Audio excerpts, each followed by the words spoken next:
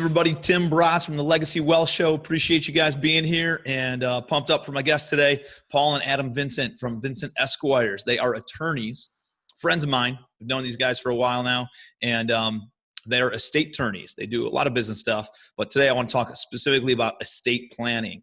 This is the Legacy Wealth Show, right? So part of creating legacy wealth is the legacy part and passing it along the right way to limit your taxes, to limit your liabilities, to reduce any ongoing risks. And as you grow your portfolio, how do you minimize some of those risks and ongoing liabilities? So appreciate you guys being here. Welcome. Of course, man. Thanks for having us on. Yeah, sounds good.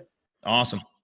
So why don't you guys tell a little bit about you guys, your background, your backstory, how you got into doing more of the probate kind of stuff. And I know we've been working together on my probate stuff personally. So I'd love to walk everybody through what that process looks like, both from a personal perspective. There's a lot of entrepreneurs and business owners who watch this show. So from a business perspective, what are those things you got to have in place to make sure that your family is taken care of if, God forbid, anything happens to us? Yeah, so we set up our own law firm based on acquiring some real estate client that bought a bunch of tax liens. So that was kind of how we opened our doors, kind of a more complex real estate mechanism to make some money. So we had that client plugging along. And then with that too, we were getting contacted a lot by folks who either own a business in real estate or otherwise just a different kind of service provider. And no one really seemed to know what they were going to do with their stuff, if something were to happen to them. And kind of our own anecdotal story on where's my stuff go was our older brother. He was another best friend of ours. He passed away at 34 or so, and he didn't have any of this stuff. And he had two bozo lawyer brothers. So one of the things we've kind of charged ourselves with in being lawyers and opening up our own shop is helping people get that stuff done. So that's kind of a little bit about us. What else? Anything else? No, that's about it. Yeah, just helping people get that knocked out, getting the succession planning going, either working with what's in place already. They might have to adjust accordingly because usually they don't come to you before the business exists and, that way. No one ever does that. Yeah. Right. I mean, and everybody thinks we're invincible, right? And we're going to live forever and we can always put this stuff off and things can happen. And then I get hit in the mouth with a golf ball from 20 yards away and blows out my teeth and shatters my upper mandible, right? And as I'm going through this, I'm like, holy cow, what if it hit right here in my temple or in my eye? What if I'd be disabled? What if I was killed, when this all went down? And thank God, before I went to Spain earlier this year, you guys sat down with me and we got everything ironed out. But there's still a lot more that I need to organize before my time comes, I feel, And you felt like Europe was dangerous, let alone Northeast Ohio golf courses. Right. I know, right?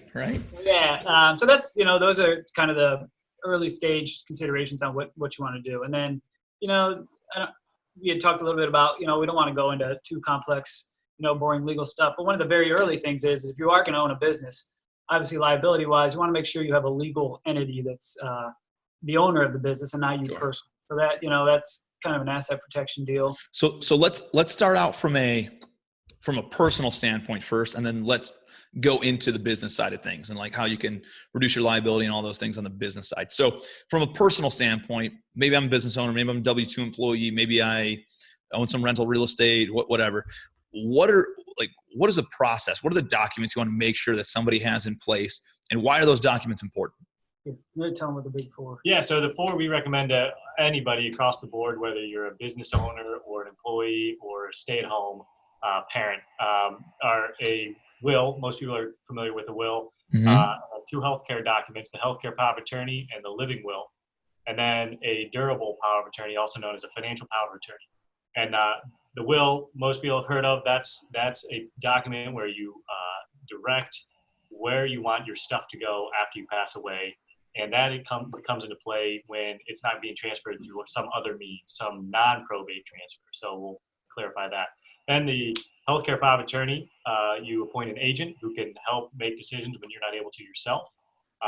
Living will is about end-of-life decisions. So if you get into a terminal condition, they define it, it's no fun. But that's what that one establishes. But it's no fun to not have it in place either. So you put your wishes on paper. So should it ever come to that? Okay. So what happens if I don't have a will? What happens to my estate? What happens to all my property? What happens to any money, my bank accounts? What happens to all that stuff if I don't have a will in place? Yeah, so states thankfully have thought of that problem because it's been happening forever. So there's actually a statute that controls, and it's a pretty typical statute where if you're married, it's all going to go to your spouse, and then if you're not married, then it'll have this kind of dissension on where it goes. Like if you don't have any children, then it'll go to your parents. But if your parents aren't there, it'll go to your siblings. So it just kind of depends. But there's actually a statute to control that, and it's based on kind of a traditional transfer of property. So not the problem with what does that that process look like if you don't have a will? Yeah, so if you don't have it, then you've got to find someone that's willing to file on your behalf as administrator for your estate in a probate court. You do a bunch of filings. Usually it's a lawyer or some sort of relative or friend that wants to do it, but usually lawyers. It takes a long period of time. It takes a good chunk of money up front. And it's just kind of, in a situation where somebody passes away, the last thing you want to do is deal with boring legal documents or like, what the hell do I do with this bank account? Or I don't even know how many bank accounts they have. I don't know if they have insurance. I don't know how to pay for this funeral. And there's a lot of very immediate things to consider. So if you don't have that stuff, it's just, unfortunately another difficult piece for your family and friends to deal with on your behalf. Right. Complex. You don't know where it's going, who's going to be appointed, if they're going to do the right thing, a lot of different stuff like that. So the will itself outlines who gets what from your estate when you pass away. It outlines who's supposed to direct your estate, right? Who says, hey, this is where it's going and to whom and all that kind of stuff. And it expedites that whole process. So it's not all there, right? Or it's not all convoluted. Healthcare power of attorney. So tell me what happens if you don't have a healthcare power of attorney. So you're going to have a hard time with somebody acting on your behalf to help you make healthcare decisions. So if you bump your head and you have nobody as backup and you're an adult, there's really nobody that can speak on your behalf to help decide whether you should have surgery, whether you should not have surgery, and kind of your own care. So that's the big benefit of that is you can have a tag team partner help decide whether it be your parent or your spouse or your friend or whoever it might be. But that's basically it. Someone stepping in your shoes in the doctor's office that can speak on your behalf. Got it. And what happens is it puts the medical folks in a tough spot because they don't necessarily know what to do because you don't have someone there. Same thing with a living will. If you're in a terminal condition, there have been some big cases in the news over the last 5 or 10 years where people didn't have it in place. They've started treatment. The hospital started treatment on this person, basically keeping them alive with a machine. And then what happens? And one side says no, one side says yes, and the hospital is in the middle. So if you put down on paper what your wishes are, then there aren't any questions. Yeah, it cuts out confusion. So healthcare power of attorney and living will. Give me the difference between the two. Living will is more of if you're completely incapacitated. Right. Yeah. Living will is your last declaration on how you want to be treated when you're in a terminal state. So, if you're on, if you're totally brain dead and you're not coming back, Yeah, it basically says either my designee or two doctors can say, hey, this person is not going to come back from where they are right now. So, withdraw care. In Ohio, there's a standard. They define it a specific way, and they've said, yeah, your doctor and one other doctor have said, yes, this person is in a terminal state, and that's when this document comes into play. And they're still like your spouse or whoever you designate also needs to say that, right? Well, it depends. You can actually ask for that or not. The one thing with a living will that's somewhat helpful, well, I think very helpful, is that it takes that decision away from your spouse, so they don't have to be like feeling, obviously guilty forever. I killed my husband. I killed my wife, right? That's right. Yeah. So, for me, from my own personal point of view. Good one last joke, though, kind of thing. So that's right. So you just take it out of their, decision making and just leave it up to you. Yeah. But some people do want their spouse to confirm, so that's something you can do. And the document can create some flexibility. It can talk about time frames or involve this person or require the spouse to check off or whatever. So yeah, it allows for that. Right. Yep. And healthcare power of attorney. So the way that's different is if you get hurt or maybe you're like dependent upon drugs or you have a mental condition and you think you can make a decision, but you really can't make a decision. Is that more healthcare power of attorney? Yeah. Yes. So you can have that person that's. Or you're temporarily disabled and in a coma state, but you still have brain. Let's say when you got bonked in the mouth, right? I mean, maybe part of your religion is you don't use medication or maybe maybe it's not a religion, but just what you don't believe in, like pain medication or something like that. You could have somebody come in and speak on your behalf and say, hey, no, he doesn't believe in X, Y, Z, and they can make those decisions on you. Got it. Because obviously, a period of time, if you get bonked hard enough, you can't speak on your own behalf. So Yeah. Well, how about durable power of attorney? So yeah, that's just financial. It's similar to healthcare. It's just someone that can step in your shoes and act on your behalf. They can conduct business on your behalf. They can open accounts, close accounts, sign legal documents. It's as broad or as narrow as you want.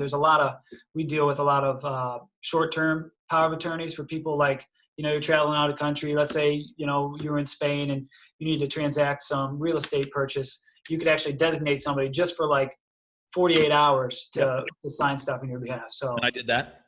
And how about, and so this is both while you're living and after, right? Yeah, that ends when you pass away. Yeah, no. So yeah, it ends with the person. So okay. So this person couldn't go out and close bank accounts and all that kind of stuff. That would then be designated from the will. Right. Yep. That would have to, depending how that is, and we can talk about non-probate stuff, very simple ways to transfer that property. But yeah, that power of attorney would end with your life, and then that would, if there wasn't other documents, that would have to be wrapped into a probate court and get taken care of there. Yeah. How much is probate court, and what's the cost associated with going through all that stuff if you don't have a will versus if you have a will? Is there a difference?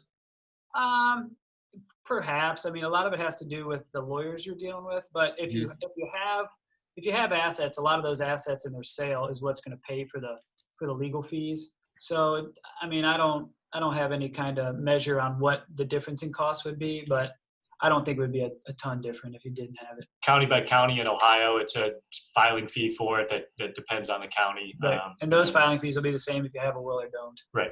So, how about if I don't want my kid, like you can be as direct or indirect as you want with what you want done with your estate. So if you don't want it all sold off, like I don't want all my property fire sale and then my kids have a bunch of cash and then go and blow it on something, right?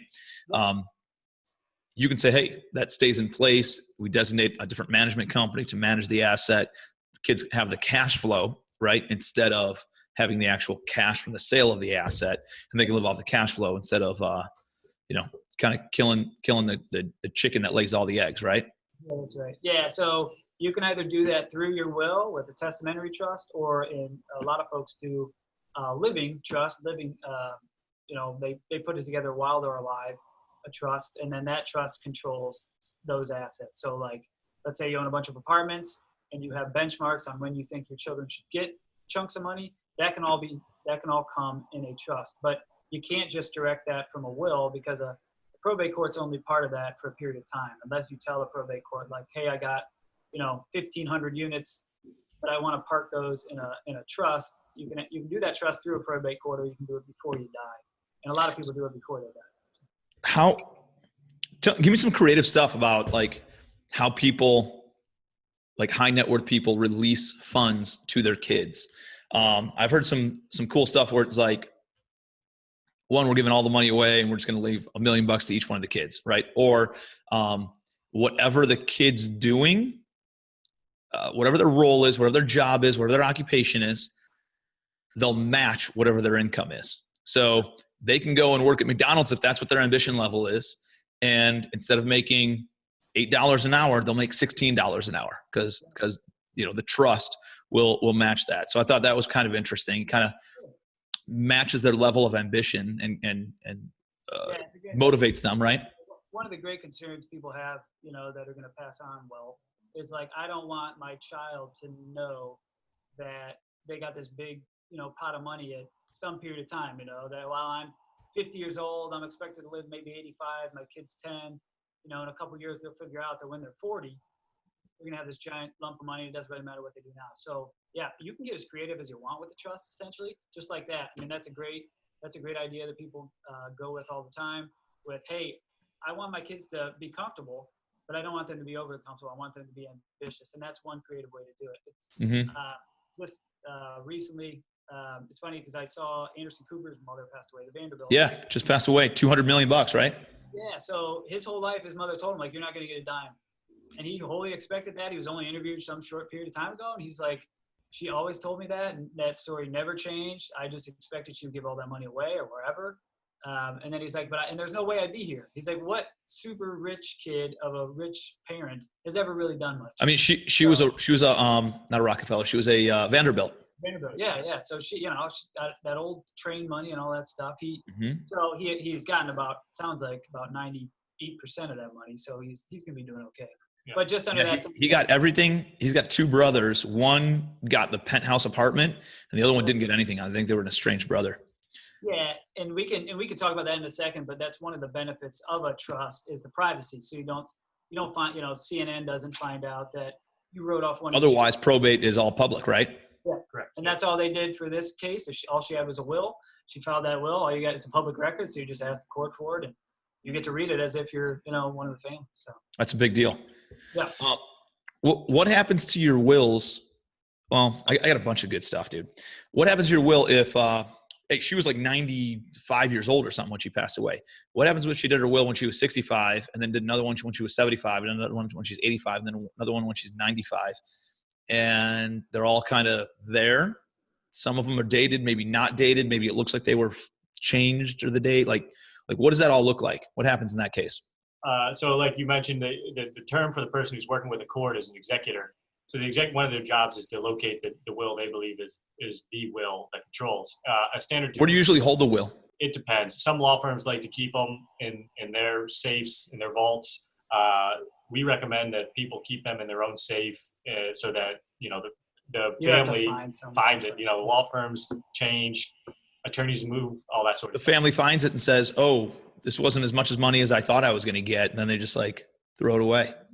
Yeah. So there's no definite answer on that. There's pros and cons. Have a couple copies with the people that you're naming as the executor, as your attorney. Have one on file in your own safe. Yep. So the executor is going to find the one they believe, present it to the court, and a standard term in any will is this extinguishes any prior will I've executed. So got it. Just locating those, track them down. Right. So I've also seen the kids get money in different stages. When they're 25, when they're 30, when they're 40, when they're 45. Or I've also seen it where the kids only get money for it was like educational purposes. So if you're going to go back, get a degree or plug into some sort of like technical school or something like that it pays for those kinds of things for generations and generations. Kind of interesting, but it's cool that you can do some creative stuff like that. Right. Yeah. You can use your trust almost like a lender. Like if you say to your kids, like, you can use this money, but only if it's like in an entrepreneurial pursuit, Mm-hmm. And the trustee's charged with reviewing whether it's something, worth spending on. So yeah, there's a lot, pretty much anything you can imagine, you can get on, and that you can get on paper, you could charge a trustee with. Interesting. And like, just to step back for anybody who's listening and hasn't spent time reading about trusts and all that kind of stuff, it's essentially a contract that can lay out terms of what you want to do and direct with that. So it's, it's great if you can come up with for the contract, and then the trustees bound to follow those terms. And generally, you're pretty flexible on what you can do. Yep. How do if I get hit by a bus and my wife inherits all the money, how do I make sure that the pool boy doesn't get any of my money? That's right. That's a provision that we have in your trust that says my money that passes on from me to others is going to stick with these people that I want. So you can actually have termination language in there that if your spouse's provision of money can actually be taken away if they decide to cohabitate, which means they move in with somebody else, or they marry somebody else, or they marry somebody else but they don't have a prenup. I mean, there's a lot of ways to do it where you can still support that spouse, and if they, execute a prenuptial agreement with that new spouse, a lot of people, they just passed away and they planned for this. They're okay with that and they want to support that, loved one and all that, but they don't want to support the new husband or the pool boy or the new children of the, new marriage or whatever. Stepkids you never met before, living off of, your wife marries somebody who's got 8 kids who are all dysfunctional and drug addicts, right? And then all of a sudden they get majority of your wealth, 80% of your wealth, because I have 2 kids, right? How do you make sure that doesn't happen? You don't want that to happen. Yeah, and that's one thing, another valuable piece of a trust. If you just have a will, 99.9% of wills say, hey, everything's going to go to my spouse. At that stage, that's all out. You have no control anymore if it's just in a will. So that's another thing to consider is, do I want, and everybody loves their spouse, right? This isn't a way to like carve out your wife or your husband or whatever, but it's just a way to ensure that your stuff is sticking with your children or, for what you want it to do. Your legacy versus somebody else's legacy. I think it's a good way of making sure that that's the case. Tell me about the taxation when we pass away. What does that look like? Depends on the state, right? Yeah, well, the federal is now $11.5 million or something like that, to where you don't get touched by the Fed until you're over 11. First $11 million of property or dollars or equities or whatever is non-taxable. Right, and Ohio doesn't. From a federal standpoint. Right, Ohio has no taxes. And then Ohio has none. Are there city and local? I don't think so. No. Okay, so you're only looking at state and Fed. First 11 million. Does that mean you have to get everything? Like I have a bunch of properties. Does that mean I have to have all that appraised and then valued out when I pass away? Yeah, that'd have to be a part of it. There's. So they might have to sell some of the property if let's say I'm not liquid enough to pay 11% of it. They might have to sell some property because of that, right? Yeah, and there's things you can do. When you're becoming 80 years old, you can plan for some of that stuff, right? So if you're worth, 800 million, 50 years from now, you'll obviously want to plan for that and start that transition, well in advance. What is it? Probably 99.5 out of 100 die of a pretty reasonable, time frame. Thankfully not that often do people get run over by buses. So, you plan for that stuff as your estate grows and your asset pool grows and stuff like that. Yeah. And then, and some states like Florida has no state income tax, but they have a big like estate tax, right? Yeah. That's where Florida makes all their money. Yeah. They see a lot of residents moving there. And yeah, for sure. Especially older residents, right? The state of Ohio lost a ton of money when they wiped that out. Where I live, we had some big timers who passed away just before that had transitioned. I mean, we've been living off that wealth for a significant amount of time. And then after that, when the rich people died, there was a lot of programs that got cut and stuff. So yeah, I'm sure Florida, I can't even imagine what they have down there. So yeah, that's wild, man.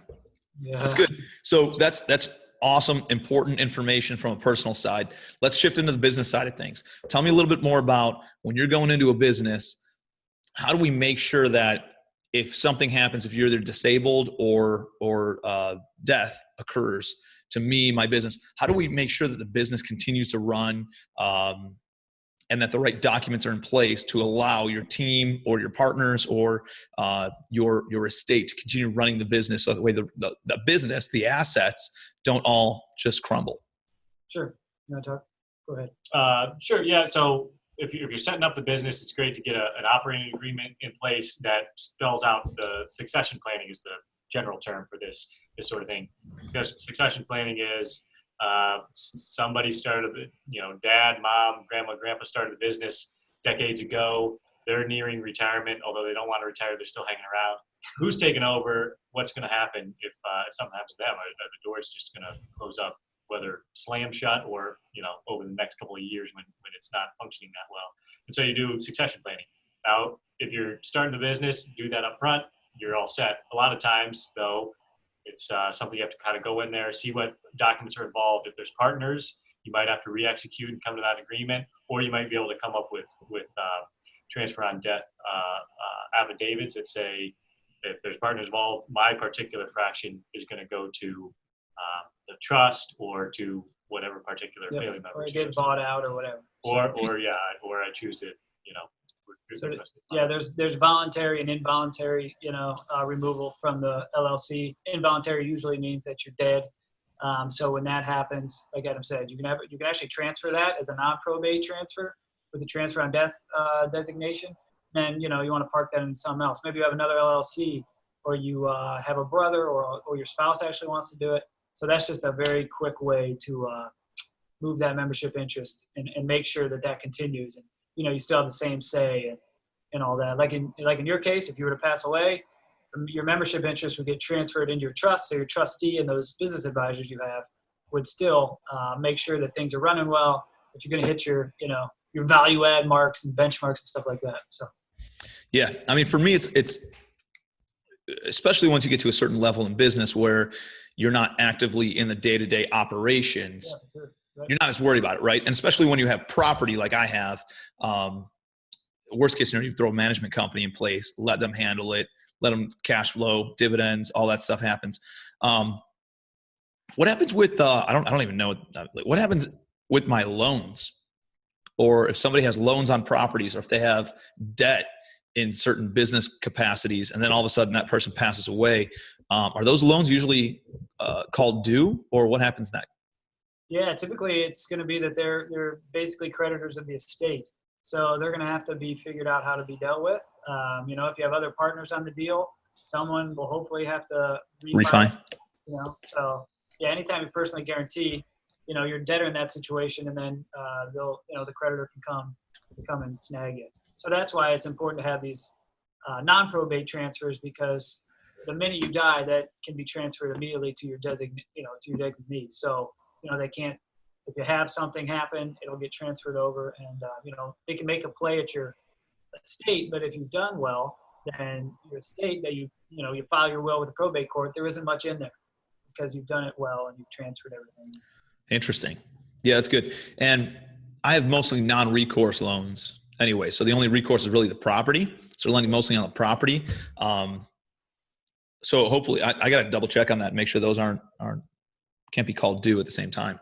And a bank is in the business of making money. So they don't want to take your asset back. What would probably happen is there'd be some, hopefully discussion with that bank, and you could work on, refining them out or getting new guarantors on there and stuff like that. So, mm-hmm. And really the business is involved, right? The entity that, set up that loan or put together the deal or whatever is the entity. So it's not necessarily dying with you. That's the title owner. Yeah. As long as you've put into place what that company or that entity is going to do upon your passing. Right. I've seen it also where, the partners and the owners of the company each get a life insurance policy, right? And the company pays for like a term life insurance policy for the next 20 years or longer. And if somebody passes away, essentially there's a buyout clause in the operating agreement where that person passes away, the entity gets the money from the life insurance and then uses that to buy out that person's estate. So that way, the remaining partners then own it, but they don't have to then scramble and refinance or sell any other portion of the business or try to, really scramble in order to come up with that cash. So that's a good way of doing it too, I think. Yeah, and especially when, under your scenario where you're hopefully, treating that asset very well and it's more valuable than it was when you got a loan against it. You don't want someone to come in and snatch up what you guys have done. You lose all that value. Right. Right. No, that's good stuff. What else do I need from a business standpoint? We'll just talk LLCs, partnership. That's the most important thing. One, knowing who your partners are is an important piece, because that partner is probably going to remain. So, where your interest is going to go, whether it's going to go to that partner or to your spouse or whoever. And this is not only for me, if something happens to me, right? But it's also for your business partner. If your business partner passes away, like, I don't know, do you want to be partners with your business partner's wife? Like that's not the relationship that I set up, right? I'm business partners with my business partner because of the value that they bring to the partnership. And so it's important to have this stuff clarified to make sure that you're the one who knows your business, and you don't have somebody else who's not aware of the inner workings of your company, then coming in, stepping in, and then making decisions based on limited information. Right. Yeah. And I think, take away from today is there's a lot of stuff, like Adam said earlier, that you should talk about at the outset, because one, that's the easiest time to do it. It's the easiest time to hopefully be a little bit more focused because there's not so many distractions of the day-to-day operation of your business. But Mm-hmm. talk about like, hey, I know you're married, but let's say I take a dump. What do we want to do with mine, or vice versa? Like, what is your spouse's background? Or let's make sure that our spouses don't take it over, because we don't want to obligate them to deal with property management companies or, running a dry cleaner. Mhm. So yeah, I think these, hopefully people hear this stuff and it kind of opens their mind to be like, oh, I was about to buy something, next month in St. Louis, and I'm taking on some partner I barely know. What do we do? Maybe we should think about it for an Mhm. hour. Yeah. And so if there's no other takeaway from our rambling about boring learning stuff, It's very make a important. plan. But most of all, step one, plan on setting a date with somebody, sitting down with whomever, Right. your trusted legal advisor. Schedule a date because you got to get together with somebody face to face, phone call, whatever it is, but have a date, because what we always see is people are like, oh, yeah, I need to do that. They take half a step, don't get anything knocked out. And it just is 6 months later, it's still nothing done. So Yeah. schedule a Yeah. date. Yeah, so that goes with your business, that goes with your personal. I mean, Yep. and a lot of people don't know what they don't know. So it's just like, if somebody hears today, obviously, they're going to be hearing this hopefully across the country and stuff. If you have a lawyer that you like, reach out to them and be like, hey, I've never really thought about this, but I'm doing really well at owning apartment complexes or whatever. But I just now realized, like, I've never thought, like, what do I do with that interest? Or, Mhm. what's going to happen to my loan? I don't even know if it's non-recourse. What does that even mean? Mhm. So, so hopefully this opens up to be like stuff that people haven't really put their arms around. Yeah. And it's all this stuff. And it's also, like organizing everything that's in your business too, right? It actually helps you with a lot of that stuff. Yeah. That, dude, you're moving, you're shaking, you got stuff going on, you're busy, you got some files and you kind of put them off to the side. Then all of a sudden paperwork starts stacking up on top of it. And then you're like, what was that account number? What was that password? What was the login? Like, what was all that stuff? And dude, what if something happens and then your family doesn't even know that account exists, right? Like, putting one of those documents together that outlines all your different accounts, logins, passwords, all that sort of information, I think is one of the things that I'm doing right now too. And just, here's the lender for 123 Main Street. Here's the lender for 456 Maple Street. Like, here's who to talk to. Here's the management company. Just kind of organizing all that. Like, we have a lot of it organized. But I'm trying to do that both on the personal side and on the business side, all in one place, so my wife can have it. I trust my business partners. I trust the executors in my state. I trust all those people, but I also want to make sure there's kind of like checks and balances in place and everybody knows, so nothing can be hidden amongst the people who I care about, Yeah, no, and it's obviously, it'll be very important, to your partners and your executors and stuff, but like, it'll be no way it'll be even close to as important to your spouse or your children or whatever when you pass away. So just them having that peace of mind of, it's like, oh, okay, I know that this is his insurance guy. I'm going to call this, guy or lady up and be like, where do I even start? And just having that phone call, can put people at ease, night and day. Yeah. Knowing who the insurance person is. Yeah. Knowing all that stuff. So, important stuff. Now here's the thing, man. You're talking about a lot of documents. You guys are attorneys. I know how attorneys think, and I know how expensive they can get, and I know how they're always looking for handouts. And no, I'm just kidding. Asking for a lot of money. I was surprised at how inexpensive for how important this stuff is, right? You don't have to give me like a quote, but it's usually less than $5,000 though, right? For most of this stuff. Yep. We do, like, so for the state of Ohio, if you're a husband and wife, we want to make sure that there's not a hesitation, or at least too much of a hesitation, to get your stuff done. So like the big four that we mentioned, husband and wife, we do that for $750. So check that box. I know, most people might just have to swipe a card for that, but we want to help you get it done. And then you can be like, oh, cool, I'm a grown up. And it's really inexpensive. The big deal on when you have minors, you got little babies. Like, we both have 3 little kids, It's like, who's going to take care of our kids when we pass away? And I don't want some probate court having to hear amongst, my siblings, or having my siblings or my parents or my in-laws or someone to have to fight about who would be the best caretaker. So I get to decide that. So that's one of the most important things we impress upon people is make sure you don't have your family like bickering about who's going to be the better parent. And, are they going to share the children with, the other parents, and, so yeah, I mean, that's one thing. There's enough stress over who's going to go where around the holidays on what date, right? So you can imagine if the stakes Christmas are raised, is stressful, let alone somebody's dad. Yeah, raise the stakes on that, and then dealing with that in the midst of a tragedy. So knock it out. And and what we're asking for in that, we get together, we make sure you actually know what you're signing and discuss. And we make plenty of money with that. That's fine. So. Yep. So it's good stuff, man. We got to cut that out. No, I'm just kidding. Add a zero, Tim. Can you edit or add a zero? Yeah, exactly. Yeah. How long does the process take? Like, what is it? I mean, if somebody wanted to give you guys a call or call up their attorney, like, what can they expect? They call up their attorney, they hop on a phone for an hour or two. I mean, I can't speak with other people, but what happens for us on a very simple, like, I want to make sure I get a will done. My spouse and I want to make sure we get our powers of attorney done. We want to get our living will done. It's basically like a phone call with us. We send you a, it's about, 4 or 5 page, 6 page document to fill out with very straightforward questions. You give us the name of your executor, give us the name of your guardians, pretty simple stuff, self-explanatory stuff. We usually have to talk to people once or twice about that. They send it back. We prepare the stuff. I mean, we can turn it around in like a week.